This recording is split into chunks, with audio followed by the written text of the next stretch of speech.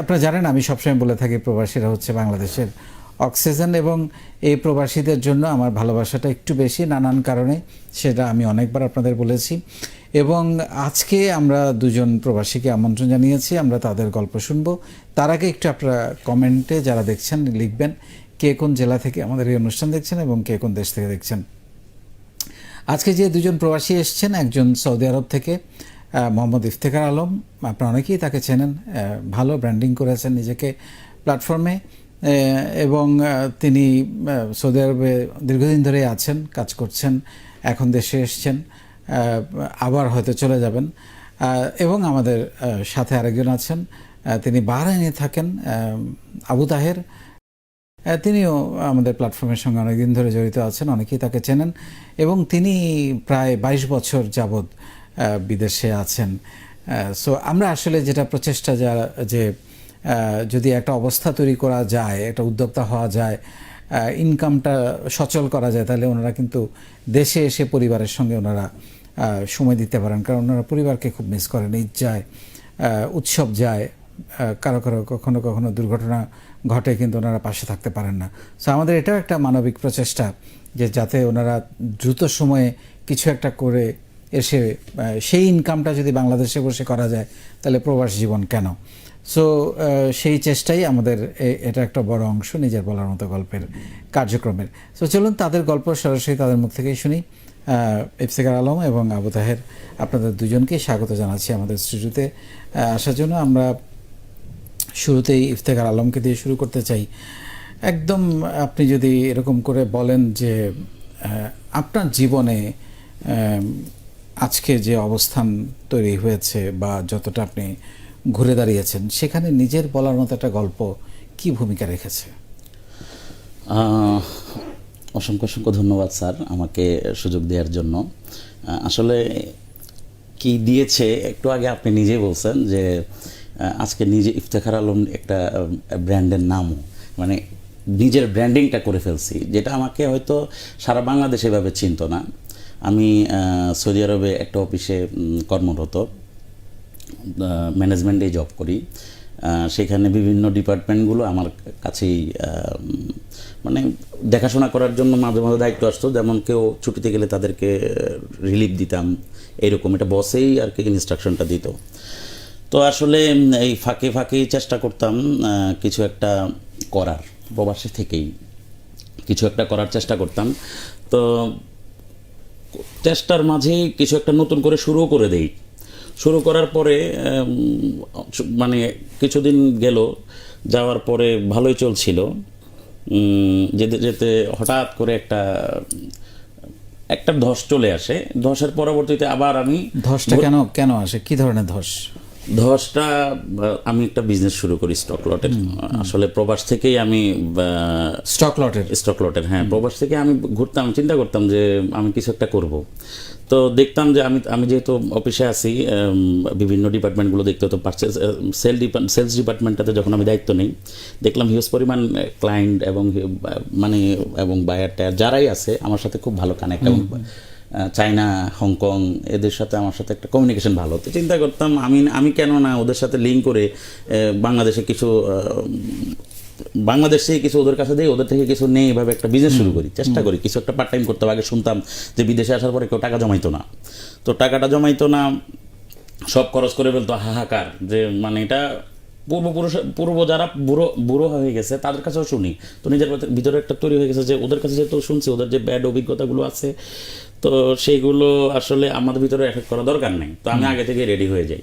তো রেডি হয়ে ওখানে মানে বিজনেস শুরু করি স্টক লট করতে করতে। আমি কিছু জিনিস পাঠাইও 2টা কান্ট্রিতে স্যাম্পল হিসেবে পাঠাই। তো মোটামুটি স্টক লটের স্যাম্পল আর কি হবে, ওটা তো ফ্রেশ ওয়ার না, যেহেতু আমি নতুন শিখতেছি, তো প্রফেশনাল না, নর্মালি আমি লোক মারফত 2টা কার্টন পৌঁছানোর ব্যবস্থা করি সিঙ্গাপুর এবং মালয়েশিয়াতে। তো ওনারা রোডে দাঁড়ায় বিক্রি করে দিছে। তো আমার কাছে এটা আরও বেশি লাগছে যে এটা কিভাবে কি, তো খুব খুশি হইলাম। কিন্তু ওখান থেকে টাকাগুলো আমি ইনস্টলমেন্টে পাইছি, কিন্তু আমার কাছে অভিজ্ঞতাটা এবং আমার সাহসটা বাড়ছে। এভাবে করতে করতে হঠাৎ করে আমি বিজনেসে প্রচুর পরিমাণ পণ্য স্টক করি। স্টক করার পাশাপাশি দেখার দেখার লোকটা ছিল না, যারা ছিল তারা সব বসে গেছে। আমার ভাইটা ব্যস্ত হয়ে গেছে নিজের কর্ম নিয়ে, আমার বোনটা পড়ালেখা নিয়ে ব্যস্ত।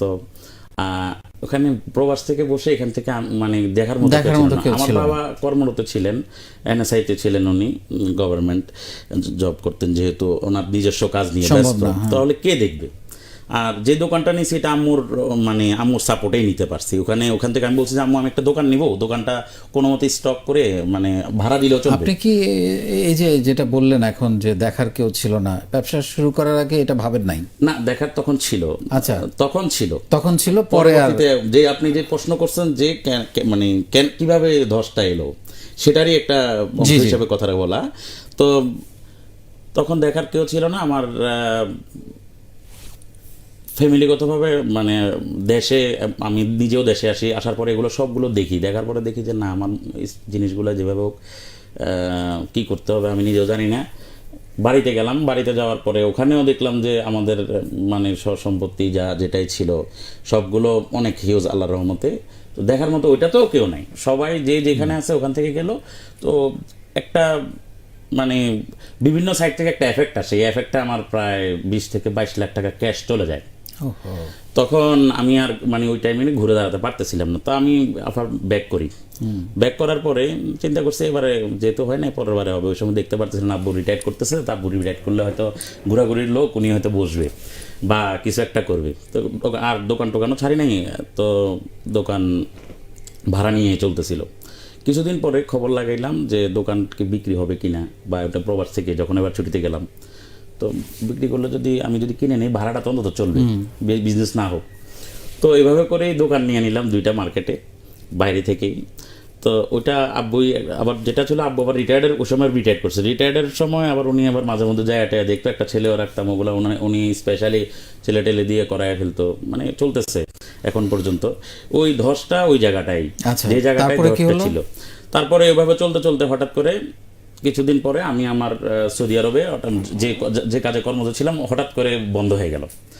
গভর্নমেন্ট একটু চেকে আসলো, ওখানে একটা কেমিক্যাল পাইছে, ওইটাকে বলতেছে যে এটা কোথা থেকে আসলো, কিভাবে আসলো, যে কোনোভাবে ওটা বলতেছে যে এটা বাইরের জিনিস, এভাবে বলে ওনার একটা সিল গালা করে দিল। সিল গালা করার পরে একটা প্রজেক্ট করছে কোটিং, একটা ল্যাম্প ফ্যাক্টরি ছিল, লাইটের যে সাদা ইয়াগুলো ছিল এগুলো কোটিং মেশিনের সিলগালা করছে। সিলগালা করার সাথে সাথে পুরো প্রজেক্টটাই বন্ধ হয়ে যায়। এরপরে আমাদের 6টা মানে একই কোম্পানিরই 6টা প্রজেক্ট, আবার এক মালিকের 27টা কোম্পানি। তো ওই 6টা প্রজেক্টের সবগুলোই লাইট ডিভিশনে, তো ল্যাম্পসের বিভিন্ন স্টাইলের ল্যাম্পগুলো সবগুলো সিলগালা হয়। মানে ওনারা না বুঝে যখন একটা অফিসার বস যখন একটা সিল করেছে, পরবর্তী যারা আছে তারা ওগুলো পরের দিন এসে এভাবে বন্ধ করে দিল। তো আমাদের সবার একটা ধস নামে, তো আমরা 3 মাস থেকে 6 মাস সবাই ভুক্তভোগী থাকি। তো এমন একটা অবস্থা হয়েছে, খাওয়ার টাকা নাই কারো কাছে, একটা কান্না কাটির রোল পড়ে গেছে।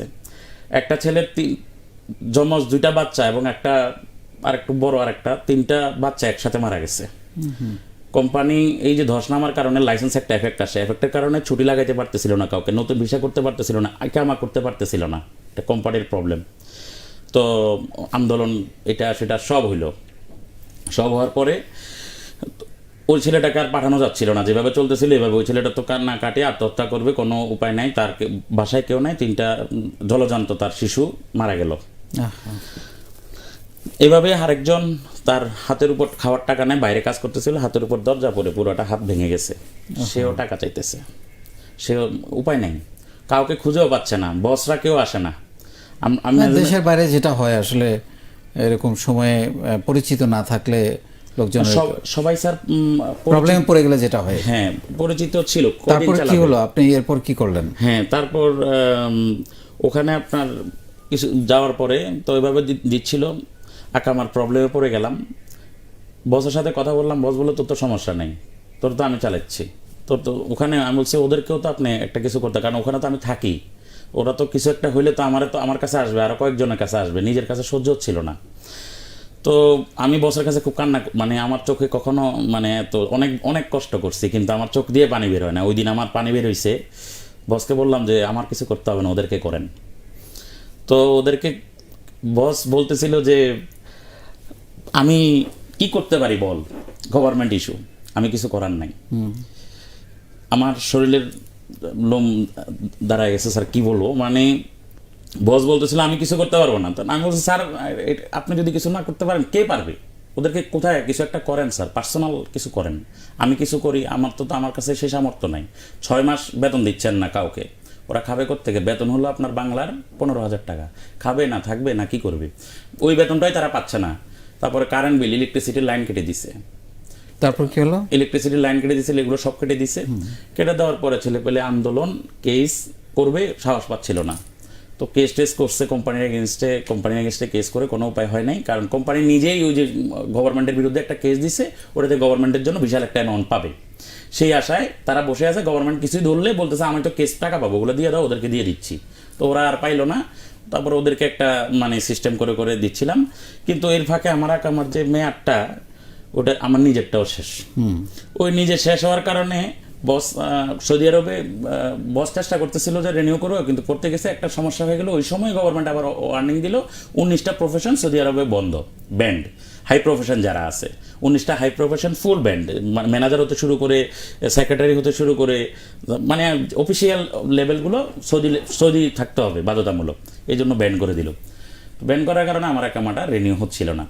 এদিকে আমার তো টেনশনে ধরে গেছে, আমার তো প্রত্যেক 9 মাসে দেশে যাই, তো এখন যাইতেও পারতেছি না। এখন আবার এদিকে বেতনও বন্ধ, এবারে কি করি? তখন মাথায় একটা মানে ঘুরঘুর করতেছিল, ছেলেপেলে যখন আন্দোলন এটা সেটা ঘুরঘুর করতেছিল। পণ্য ছিল আমাদের, কিছু প্রোডাক্ট ছিল ওয়্যার হাউসে, ওই লিস্টটা আমার কাছে। আমি তো যেহেতু সেক্রেটারিয়াল জব করতাম, এক্সিকিউটিভ, তো ওখানেই বসের ফাইলগুলো এগুলো আমার কাছে আসতো, এগুলো আমি স্পেশাল টেক কেয়ার করতাম। দেখতাম যে ওয়্যার হাউসে কিছু প্রোডাক্টের লিস্ট, মানে ওয়্যার হাউসের লিস্টগুলো আমার কাছে। আমি দেখলাম যে এখানে তো অনেকগুলো প্রোডাক্ট আছে। তো আমি বসের সাথে বলছি স্যার আমি আপনার সাথে একটু মিটিং করতে চাই। তো বললো যে আচ্ছা ঠিক আছে, অসুবিধা নেই। প্রথমে রাজি হচ্ছিল না, পরে বলছে আমি ঠিক আছে, অসুবিধা নেই। তো এই কথা বলার পরে আমি ওখানে দেখলাম যে প্রোডাক্টগুলো কোথায় কোথায় যাচ্ছে, কী কী করতেছে, যেহেতু আমি আবার সেলসের দায়িত্বটাও আমি নিয়েছিলাম। তো আমি 2টা ছেলেকে, যাকে ওয়্যার হাউসে আমাদের বাংলাদেশে আমি সেট করছিলাম, যে মানে বাংলাদেশিদেরকে সব জায়গায় সব ডিপার্টমেন্টে আমি সেট করা আগে থেকে, এগুলো যেহেতু একটা অফিসে কাজ করতেছিলাম, অফিসে বসে এটা সেটিং হচ্ছিল কীভাবে কী করবে। ওখানে ওরা বললাম যে একটা কাজ কর, তোরা 2 জন থাকবি, ওইভাবে আমরা এটারে যেভাবে হোক এই প্রোডাক্টটারে বাজারে দিব। যে যে জায়গাগুলো আগে দিচ্ছিলাম, মানে বিভিন্ন মানে ডিপো, ল্যাম্পস ফ্যাক্টরি, ওটা আপনার সিএফএল, তারপরে নর্মাল লাইটগুলো, তারপর টিউবলাইট, এগুলো সিএফএলটা চলতেছিল তখন, এলইডি তখন আর মানে আসতেছিল মার্কেটে মাত্র। তো ওই সময় আমি ওদেরকে যখনই বললাম, ওরা রাজি হয়ে গেছে। ওরা বলছে যে, আমি বলছি যে ভাই শোন, টাকা টোকা দিতে পারবো না, তবে ওখান থেকে আসবো, খরচপাতি দিতে পারবো। আমি বসের সাথে কথা বলতেছি, কীভাবে কী করতে হবে জানি না, আর কোনো উপায় নেই, সবগুলো সিলগালা। এটাও সিলগালা করবে কয়দিন পরে, যেহেতু কয়দিন পরে করবে, তাহলে এখন একটা রিস্ক নেই। তখন বসকে আমি একটা প্ল্যানিং দিই যে স্যার এরকম হলে আমরা আপাতত ছেলে যেগুলো আছে রোটেশন ওয়াইজ, ওদের গভর্নমেন্ট একটা অফার দিচ্ছিল সামনে কামিং, আমাদের কাছে নিউজ চলে আসছে। আমরা আপনার আলোচনাতে আসি, ওদের জন্য তো আপনি কাজ করে যাচ্ছেন, আপনার কি হলো পরবর্তীতে? হ্যাঁ, আমারটাই স্যার, ওখানে যখন আমি এগুলো করতেছিলাম, আমি তখন স্যারকে বললাম যে এদের যে ইয়াটা, ওদেরকে যখন করলাম, ওদের একটা ব্যবস্থা হচ্ছিল যে কারেন্ট এগুলো আমি নিজে করলাম। দুঃখের বিষয় হলো কিছুদিন এগুলো করতে করতে আমার নিজে আর পারতেছিলাম না, আমি নিজে অসহায় হয়ে পড়ি। এবং আমি যেখানে থাকতাম সেখানে ইলেকট্রিসিটি চলে গেছে, আমরা 4 জন ওখানে থাকতাম। এরপরে কি করব, মানে কিছুক্ষণ পরে না, কিছুদিন পরে আমি কোম্পানি থেকে জেনারেটর উঠে নিয়ে আসি, বসের অর্ডার নেই আইনা বলছি স্যার বস আনছি। তো বস বলছে সেটা চালাবি কেমনে? আমি বলছি যেভাবে সবগুলো চালাইতেছি ওইভাবে চলবে, তবে আমাদের যে পণ্যগুলো আছে ওয়্যার হাউস থেকে অন্য জায়গায় শিফট করতে হবে। তো যাই হোক, এগুলো যেভাবে করতে করতে হঠাৎ করে আমি বসের কাছে বললাম যে আমার খাবার টাকার ব্যবস্থা করতে হবে, একটা পেপারে সাইন করাইলাম। সাইনটা করে বস বলছে ঠিক আছে নিয়ে নিস। আমি আবার একটা মানে বসকে বলা ছাড়া একটা নিতাম না।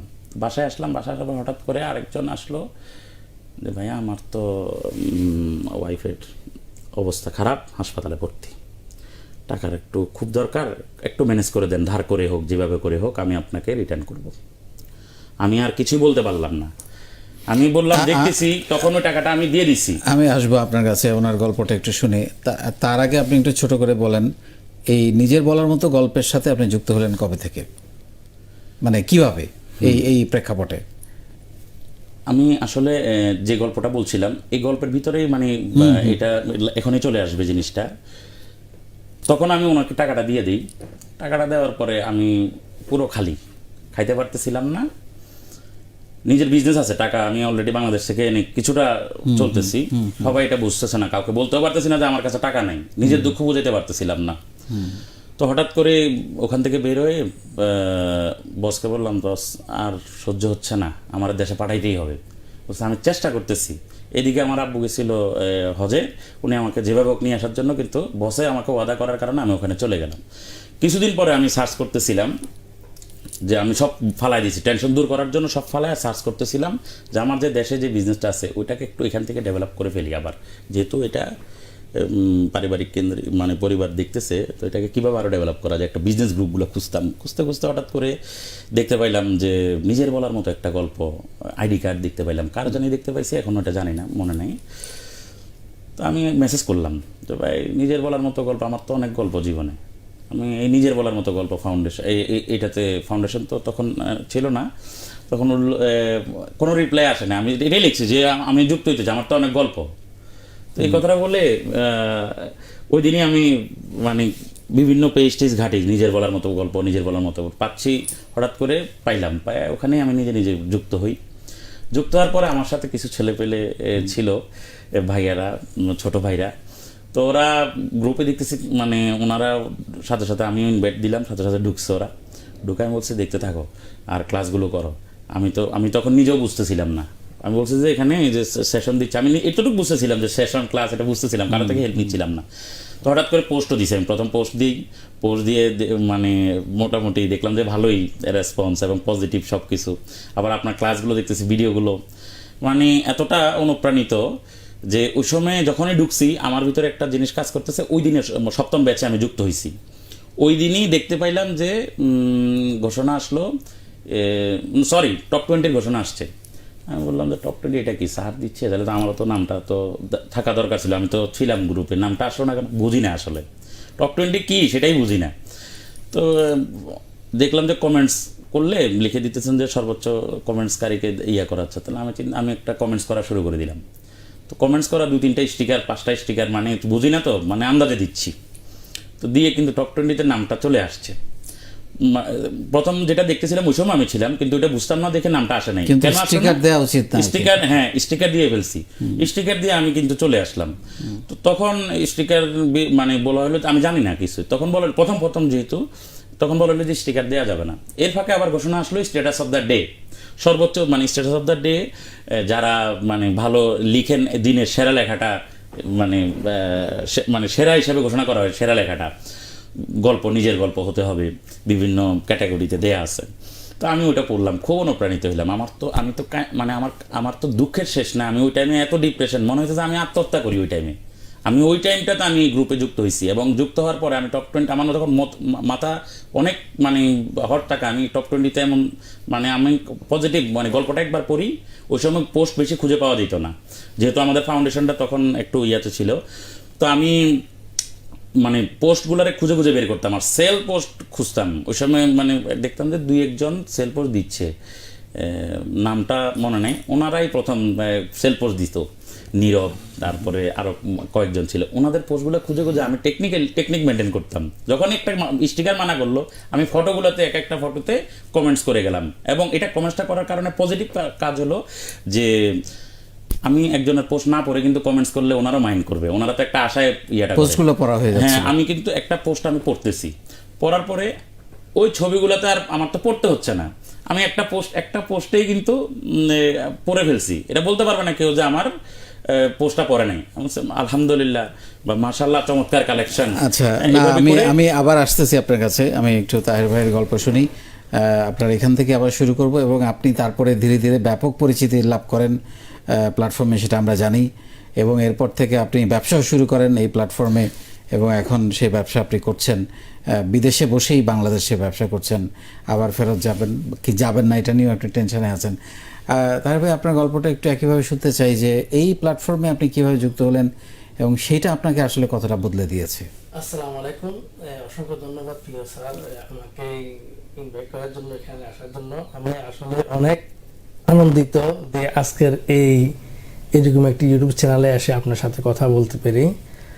এই সর্বপ্রথম আমি হয়তো এই বাংলাদেশে ইউটিউব চ্যানেলে আসছি, এবং কি বাহরাইনের অনেকটা মিডিয়াতে আমার প্রচার প্রচারণা হয়তো দেখছেন ফাউন্ডেশনের ভিত্তিতে। আমি সর্বপ্রথম যুক্ত হয়েছি দ্বিতীয় পেজে, যখন আপনারা সমাপনী অনুষ্ঠান করতেছেন ইউটিউব লাইভ থেকে, ঢাকা লাইভ থেকে। ঢাকা লাইভের একটা প্রোগ্রাম আমি দেখতেছি, লাইভে হচ্ছে। ওখানেই আমাদের 64 জেলার সব ভলান্টিয়ারদেরকে নিয়ে আপনি একটা প্রোগ্রাম করছেন। ওই প্রোগ্রামের দিনই আমার শুরু এই নিজের বলার মতন গল্প ফাউন্ডেশনের জয়েন্ট। তো ওই দিন আমি সারাদিন পুরো প্রোগ্রামটা দেখছি, দুপুরে খানাও খাই নাই। ওকে, এবার মানে পুরো প্রোগ্রাম শেষ করার পরে যে আমি এই যে প্রেমে পড়ছি এটার, খানা খাওয়ার বসিও ওই যেই নিজের বলার মতন গল্প গ্রুপটা দেখতাম, ওখান থেকেই যে সেশনগুলা পড়তাম, বা এখানে আসলে সেশনটা কীভাবে হচ্ছে 1 2 3 এভাবে আসতেছে দেখতেছি। মোটামুটি আর দেখতেছি না একটা ভালো উদ্যোক্তা গ্রুপ এবং কি ভালো মানুষের গ্রুপ। তো এটার এই যে দেখা থেকে শুরু হয়েছে, আজকে সেই তৃতীয় বেস থেকে এই পর্যন্তই প্রিয় ফাউন্ডেশনের সাথে যুক্ত আছি আলহামদুলিল্লাহ। এবং কি আজীবন এই ফাউন্ডেশনের সাথে এই ভলান্টিয়ারিং করে যেন যেতে পারি, সেটাই আমি আশা করি। কি আপনার জীবনে কি পরিবর্তন আসছে এই ফাউন্ডেশনের থেকে? আমার জীবনে পরিবর্তন এটা যে কতটা পরিবর্তন হয়েছে সেটা ভাষায় বলে প্রকাশ করতে পারবো না। আমি আমার এক বাপের একমাত্র সন্তান ছিলাম, তো একটু ছিলাম বেশি, রাগ ছিল বেশি। তো এই রাগটা আমি কন্ট্রোল করতে পেরেছি এই নিজের বলার মতন গল্প ফাউন্ডেশন থেকে। এটাই আমার সবচেয়ে বড় অ্যাচিভমেন্ট। এবং কি কথা বলা, জনতা কাঠামো কর্মশালাতে আমি কথা বলতে পারতাম না, লজ্জা লাগতো আমার কাছে। তো আজকে এখানে এই কথা বলতেছি, এটাই আমার নিজের বলার মতন গল্প ফাউন্ডেশনের কথা বলা, জনতা কাঠামো সেশন থেকেই এইটুক শিক্ষা আমার। তারপরে অনেকটাই মানে লজ্জা লাগতো। আর পরেই দেখতেছি যে আবার নতুন নতুন যে বিজনেস আইডিয়াগুলা। আমি তো স্যার প্রায় দীর্ঘ 22 বছর, আমার 98 ফেব্রুয়ারি থেকে প্রবাস জীবন শুরু, এখন পর্যন্ত এই 22 বছরের প্রবাস জীবনের কোনো কষ্টের কথা মনে আছে আপনার? খুবই খারাপ লাগে মনে হলে আছে স্যার, বলেন একটা কাহিনী, ঘটনা শুনি। আমি যখন ফেব্রুয়ারি 28 তারিখে আমি লেবনানে যাই, তখনই আমার কোনো কর্মদক্ষতা ছিল না। জাস্ট আমার এসএসসি পাস করার পরে ইন্টারমিডিয়েট ভর্তি হই, তখন আমার আব্বা অসুস্থ হয়ে যায়। আমার আব্বা অসুস্থ হওয়ার পর আব্বা দেশে চলে আসে। বয়সে ছিল একজন রেমিশন যোদ্ধা। তো অসুস্থ হওয়ার পর যখন দেশে চলে আসছে, তখন আমার আব্বুকে বলতেছি যে আমার তো 4 বোন, আমি একলাই এবং কি আর আম্মা। তো ওদেরকে তো একটা খরচের ব্যাপার স্যাপার আছে, যেহেতু আব্বা অসুস্থ। তখন আব্বুকে এবং কি আম্মুকেই বললাম যে আমি আর পড়ালেখা এখন আর করলে তো আমার সংসার চলবে না, আব্বা যেহেতু অসুস্থ, ওনার চিকিৎসার খরচের প্রয়োজন আছে। তো আব্বুকে আমি বললাম না, আব্বু না করতেছে যে তুই আমার একমাত্র সন্তান, প্রফেসর যাস না, আমরা আমাদের জায়গা সম্পত্তি যেটা সেটা দিয়ে একটা কিছু করব। তো আমি আসলে আমার বন্ধু বান্ধব আরও অনেকেই প্রবাসী ওখানে লেবানন ছিল, তো ওনাদেরকে বলে আমি একটা বিষয় ব্যবস্থা করে নিই। তো আব্বু রাজি ছিল না, তারপরও আম্মুর একটু সাপোর্ট ছিল। বলতেছে দেখি ওনাদেরকে তো বিয়ে শাদী লেখাপড়া অনেক কিছু আছে। তখন আমি চলে গেলাম। যাওয়ার পরেই কাজ প্রায় 1 মাস পাই নাই, এদিক সেদিক ঘুরে বেড়ে খাইতেছি, ঘুরতেছি, দেখতেছি। পরবর্তীতে আলহামদুলিল্লাহ একটি এয়ারপোর্টের, লেবনান বেরুত ইন্টারন্যাশনাল এয়ারপোর্টের অফিসিয়াল মানে অফিস বয়ের মতো একটা কাজ ইমিগ্রেশন সার্ভিসের জন্য আমাকে অফার দিল। অফার দেওয়ার পরে আমি অফারটা অ্যাকসেপ্ট করার পরে তখন বেতন ছিল $205, 8 ঘন্টা বেসিকলি। তো এটা করার পরেই মোটামুটি না খাওয়া থাকা নিয়ে তেমন একটা মানে যাওয়ার কতদিন পরে কাজ পেলেন? 1 মাস পরে। 1 মাস একদম বসে বসে, একদম বসে বসে আত্মীয় স্বজনের বাসায় বন্ধু বান্ধবের সাথে খেয়েছি। এবং কিভাবে কথা বলতে হয়, আরবিয়ান কান্ট্রি তো ইংলিশ একটু জানতাম, তবে ইংলিশ ওখানে তেমনটা চলতো না। এই আরবিকটাই তারা। চাকরিটা পাওয়ার পরে আমি প্রথম মাসের বেতন পাওয়ার পরে আম্মুকে পাঠাইলাম এবং কি খানা খরচ, রুম ভাড়াগুলো দিলাম। 8-10 হাজার টাকার মতন তেমন একটা ছিল না। তো এই পরে আমি না চিন্তা করলাম যে আমাকে আর একটা পার্ট টাইম জব করার প্রয়োজন, কারণ এটাকে আমার মেনটেন হবে না, আব্বা তো অসুস্থ হয়ে। পরে ওখানকার এক সিরিয়ান সুপারভাইজার ছিল, ওনাকে বললাম যে একটু ইংলিশ, উনি একটু ইংলিশ বলতো, উনি তো বললাম যে আমাকে একটা ওভার টাইমের ব্যবস্থা করে দেন। তো উনি বলতেছে যে পরে কথা ঠিক আছে দেখি। 2-3 দিন পরেই 8 ঘন্টা থেকে আমাকে 12 ঘন্টা ডিউটি করে দিল। তো আলহামদুলিল্লাহ এটা করে দেওয়ার পরে মোটামুটি প্রায় $300 উপরে বেসিকলি বেতন আসতো ওভার টাইম সহকারে, মোটামুটি ভালো চলছে। তো চলতে চলতে আমার এই যে আকামার ব্যাপারটা ছিল, প্রথম 3 মাসের ভিজিটের ভিসা দেওয়া হয়, কিন্তু বলে দেখি এটা 1 বছরের জন্য, কিন্তু 3 মাসেরই দেয় ভিজিট ভিসা। 3 মাসের পরে আবার 3 মাসে লাগাইতে হয়, এইভাবে করে কন্টিনিউ 6 মাস যাওয়ার পরেই ভিসা এখন আমারটার পারমানেন্টলি জন্য অ্যাপ্লাই হয় না। ওকে। তো কেননা হয় নাই যে আমার মালিক যে স্পন্সর ছিল ওনার একটা কিচেনের ভিসার রেফারেন্সে ভিসাটা বের হয়েছিল যে কিচেনের ডিশ ওয়াশ করার জন্য, ওনার ওই কিচেনের ডিশ ওয়াশের ওই কিচেনে নাই ওনার। তখন আবার আমার ভিসাটা লাগে নাই, আমার জবটাও চলে যায়, এবং কি পাসপোর্টটা ইমিগ্রেশনে আটকে ফেলছে ওখানকার পুলিশে। কারণ ওনার চেক ইনে যাওয়ার পরে দেখি ওই ওনার কিচেনটা নাই, তার কারণে ডিশ ওয়াশের কোনো লোক তো প্রয়োজন ছিল না। পরবর্তীতেই আমার নামে কেস হয়ে যায়, মালিকের নামেও কেস হয়ে যায়। মালিকে তো আর উনি তো লেবানিস, উনি তো ওনাকে এখানে ছাড়া দেবে না, তো আমাকে পাঠাইছে। পাঠানোর পরে আমি গেলাম, ইমিগ্রেশনে যাওয়ার পরে আমাকে বলতেছে তোরা মালিকের তোর নামে কমপ্লেন করছে, তুই জেলে যেতে হবে। পরে আমাকে ওদিন রাত্রেই জেলে নিয়ে যায়। আমার প্রায় দীর্ঘ 1 মাস জেল থাকার পরেই আমার চাচা আত্মীয় স্বজন যারা ছিল ওরা টিকিট দিছে। টিকিট দেওয়ার পরে আমি খালি হাতেই চলে এসেছি। চলে আসার পরেই আব্বু অসুস্থই, তখন অসুস্থ হয় নাই। বোনও মোটামুটি বড় হচ্ছেই, ক্লাস 8-এ পড়তেছে বড় বোন, আর বাকিগুলা ছোট। পরে আমি একেবারেই হয়ে গেছি, দুর্বল হয়ে গেছিলাম, গেলাম একটা কিছু করার জন্য, কিন্তু হলো না।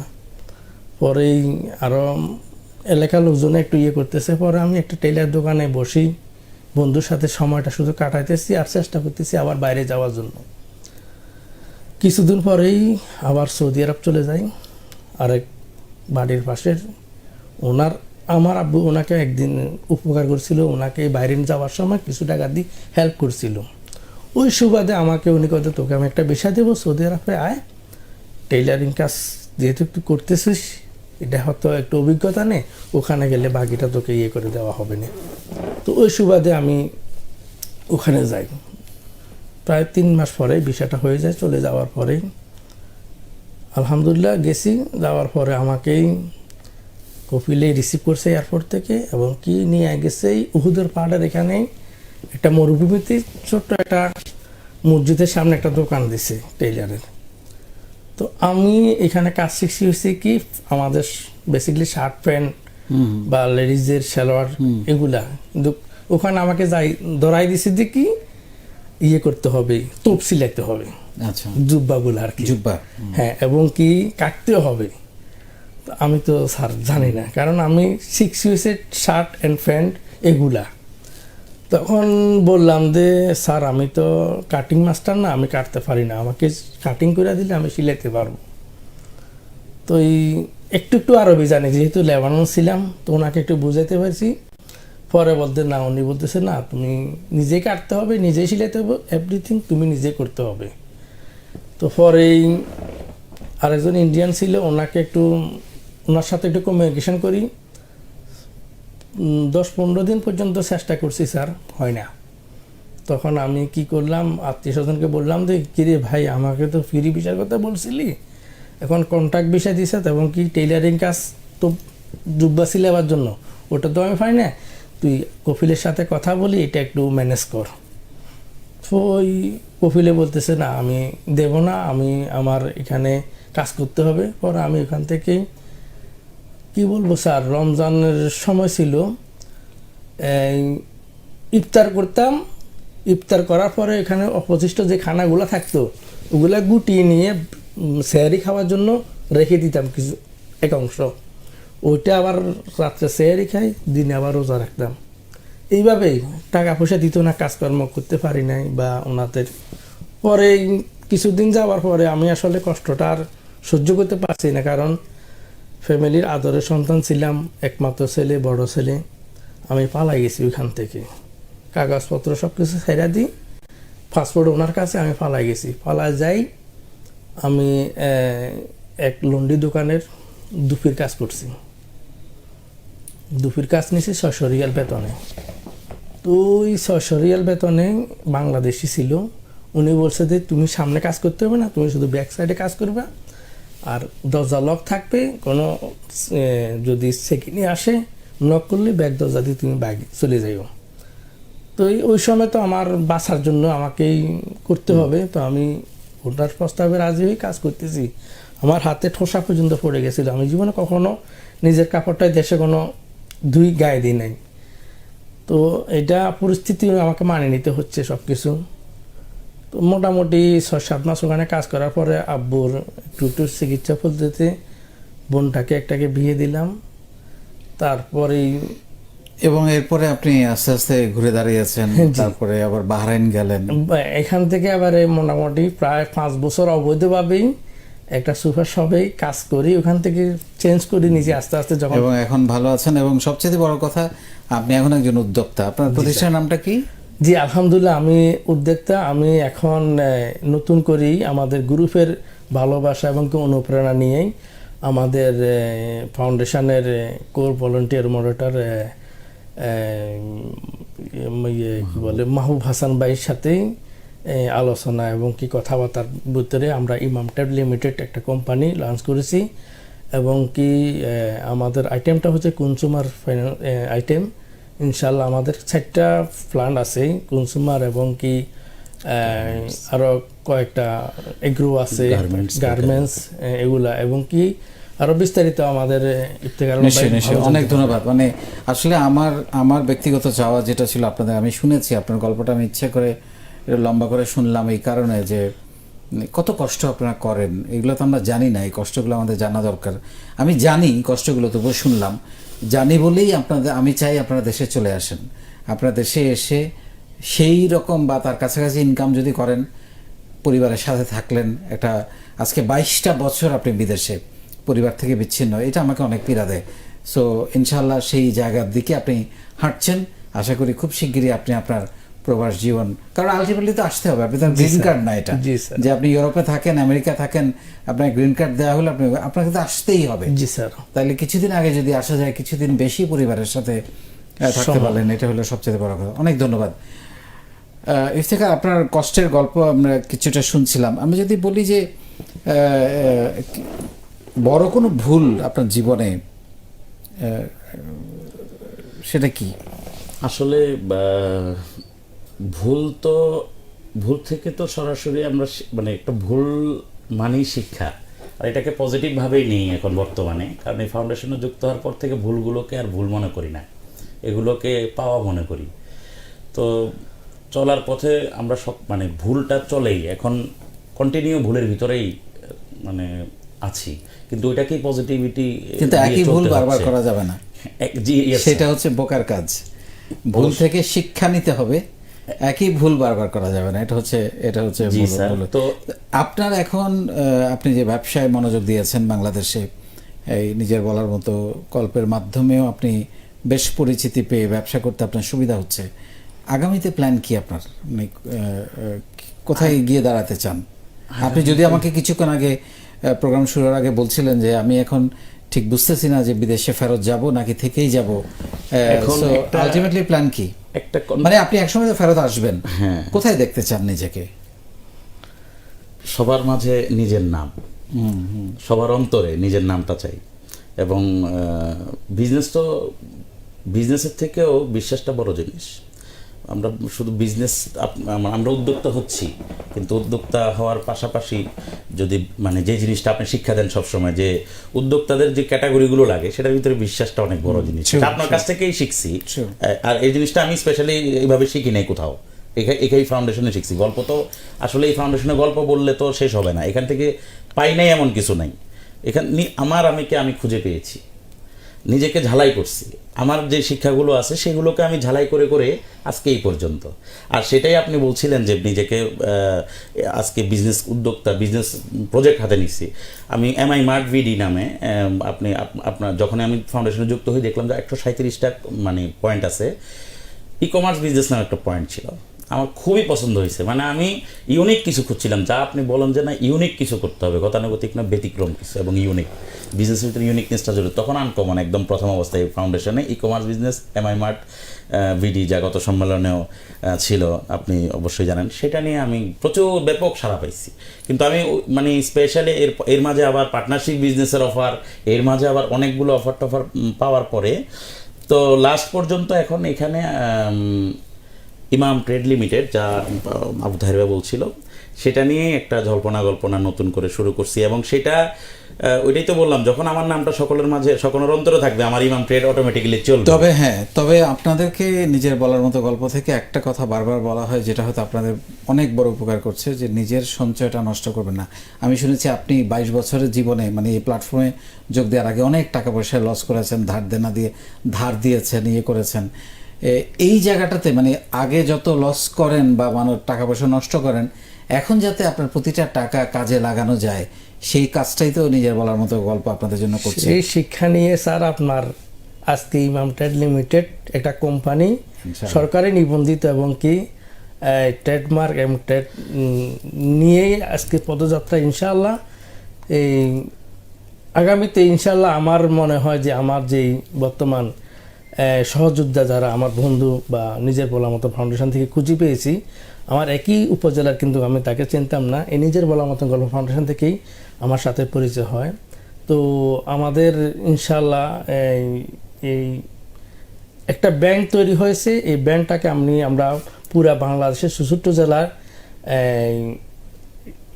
ছড়িয়ে দেব। এবং কি এখন পর্যন্ত আমার কাছে নেওয়ার জন্য, এজেন্ট নেওয়ার জন্য বা ডিউ নেওয়ার জন্য অফার আসছে, এবং কি টাকাও আমাকে অনেকজনেই পাঠাতে চাচ্ছে। আমি বলছি না, আমি আমার কোম্পানিকে ধার করি, তখন আমি ইনশাল্লাহ আপনাদেরকে আমার যতটুক পারি আমার পক্ষ থেকেই সাপোর্ট দিয়ে ইনশাল্লাহ এগিয়ে নিয়ে যাব। এবং কি আপনার দোয়া এবং কি ভালোবাসা স্যার আমরা সবসময় প্রত্যাশা করি। এবং কি ইমাম ট্রেড লিমিটেডের আজকেই হয়তো আপনি শুনছেন বা এটার কোন বা আরও কি আছে, এই ইফতেখার ভাই একটু যদি বলেন না স্যারকে। আপনি আমার সঙ্গে কিছুক্ষণ আগে শেয়ার করছিলেন যে আপনার লবণের ফ্যাক্টরি করতে যাচ্ছেন ইমাম ট্রেড থেকে, এবং আপনাদের আরও অনেক পরিকল্পনা আছে। আমি দোয়া করি, এবং আসলে আমি খুবই খুশি এই কারণে যে আপনাদেরকে একটা জায়গা খুঁজে দিতে পেরেছি, যেখান থেকে আপনারা আপনাদের প্রবাস জীবনটাকে বাদ দিয়ে বা সংক্ষিপ্ত করে বাংলাদেশে কিছু একটা উৎপাদনশীল কিছু একটা করতে পারেন, সেই জায়গাটা আমরা তৈরি করতে পেরেছি। উদ্যোক্তা হতে চাই ইনশাল্লাহ। আপনাদের জন্য অনেক অনেক শুভকামনা থাকলো। আমরা আমাদের যে নির্ধারিত সময় সেটা পার করে ফেলেছি। আমার আসলে ভালো লাগতেছিল কথা শুনতে আপনাদের দুজনেরই। অনেক ধন্যবাদ। ইনশাল্লাহ আপনাদের জন্য অনেক অনেক শুভকামনা থাকলো, এবং আমার দিক থেকে আপনাদেরকে এগিয়ে নিয়ে যাওয়ার জন্য যা যা করার সেটা তো সবসময় করবো। আর আজকে তো আপনাদের আবার নতুন করে আরেকটা ব্র্যান্ডিং হলো, ইমাম ট্রেডকে সবাই চিনলো, সো এটাও একটা বড় ব্র্যান্ডিং হয়ে গেল, অনেক বড়। Thank you very much. অনেক ধন্যবাদ প্রিয় স্যার। এবং কি ইমাম ট্রেডের আপনার এই শিক্ষা নিয়েই আমরা আগানোর জন্য চেষ্টা করতেছি। আমরা ইনশাল্লাহ অতি শীঘ্রই প্রবাস জীবন ত্যাগ করেই ইমাম ট্রেড নিয়েই বাংলাদেশের প্রত্যন্ত অঞ্চলে ছড়িয়ে দেওয়ার জন্য একটা পরিকল্পনা এবং প্রজেক্ট নিয়েছি। ইনশাল্লাহ সেটা আমি আগামী কিছুদিনের ভিতর থেকে ইনশাল্লাহ আমার এই মার্কেটে আপনাদের সবার কাছে বিচরণ করবে। সবচেয়ে বড় কথা, আমার একটা প্রচেষ্টা যেটা যে আপনারা দীর্ঘ প্রবাস জীবন ত্যাগ করে বাংলাদেশে এসে নিজের পরিবারের সাথে কাটানোর একটা মানবিক সুযোগ, নিজের বলার মতো গল্প তৈরি করে দিয়েছে, এটাই আমার কাছে সবচেয়ে বড় প্রাপ্তি। আজকের দিনে শুধু এটাই একটু বলতে চাই যে হতাশা আর আমার মাঝে নাই। যে কোনো বিজনেস আমি এখানে হোঁচট খেলে এখান থেকে আবার নতুন করে শুরু করার সেই কনফিডেন্স তৈরি হয়ে গেছে। এবং আর এখন মার্কেটে চিন্তা করি না, মার্কেট অটোমেটিক্যালি যে আবু তাহের ভাই বললো যে আমাদের প্রোডাক্ট অলরেডি নেওয়ার জন্য, ডিলারশিপ নেওয়ার জন্য, এটা নেওয়ার জন্য সব কিছুই আসতেছে। আপনাদের কিন্তু চেহারার মধ্যে অনেক কনফিডেন্স ফুটে উঠেছে, এটা আমার খুব ভালো লাগছে। অনেক ধন্যবাদ, আপনারা এগিয়ে যান, এটাই আমরা চাই। ধন্যবাদ স্যার। দর্শক শুনলেন ইফতেখার এবং ইফতেখার আলম এবং আবু তাহের ভাইয়ের কথা, তাদের যে কনফিডেন্স, তাদের যে সাহস বেড়েছে, তো এইটা আসলে আমাদের যে স্কিলসগুলো আমরা প্রতিনিয়ত দিয়ে যাচ্ছি সেখান থেকে এই জিনিসটা এসেছে। আর সবচেয়ে বড় কথা আমাদের যে চেষ্টা যে তাদের প্রবাস জীবনটাকে কমিয়ে বাংলাদেশে এসে তাদের পরিবারের সঙ্গে থাকার এবং একই সঙ্গে কাজ করার একটা ব্যবস্থা করে দেয়া। তারপরে ইফতেখার বলছিলেন যে নিজের বলার মতো গল্পের মাধ্যমে আমি আমাকে খুঁজে পেয়েছি। আবু তাহের ভাই বলছিলেন যে এইখানে আরও আগে কেন আসতে পারলাম না, তাহলে আমার জীবনে আমি যত ভুলগুলো করেছি, যত ক্ষতিগ্রস্ত হয়েছে জীবনে, সেগুলো হয়তো হতে পারতাম না।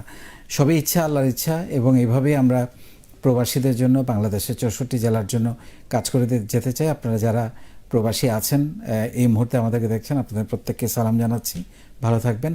আগামীতে আবারও এরকম কোনো সুযোগ যদি পাই যে প্রবাসীরা বাংলাদেশে এসেছেন, ডেফিনেটলি তাদের গল্প আপনাদেরকে শোনাবো। অনেক ভালো থাকবেন, আসসালামু আলাইকুম।